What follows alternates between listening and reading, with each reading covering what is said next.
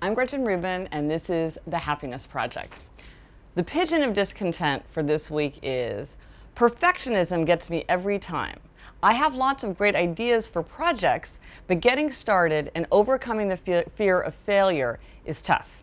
Now, I know exactly what you mean about this pigeon of discontent because I'm a perfectionist. I'm very competitive. I always want to get an A+ on every paper, and it can be very hard if you're like that to do something where you feel like you might not be able to do a good job, where you don't really know what you're doing.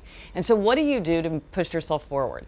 So one of the things that I remind myself to do, and it works pretty well, is to enjoy the fun of failure.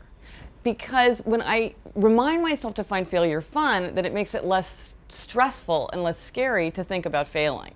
And the fact is, the only way to succeed is to fail. And if you're not failing, you're not trying hard enough.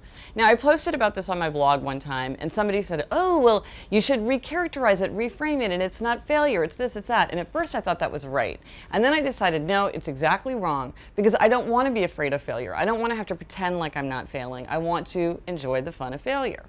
And also when it comes to projects, it can feel exciting, but also overwhelming to think about starting. When you think about everything that you have to figure out, everything that you have to get together, everything you have to do.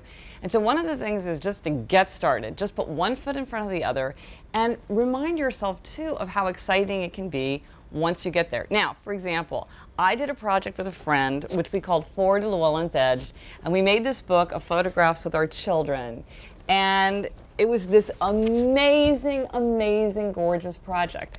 And literally, I was looking at it the other day, and I got tears in my eyes because I remembered how much work it was to do this, how many things we sort of screwed up, and then how glorious it was at the end. But we had to be willing to risk failure, and we had to just get started and jump in and start a very, very, very long process in order to get what we wanted at the end.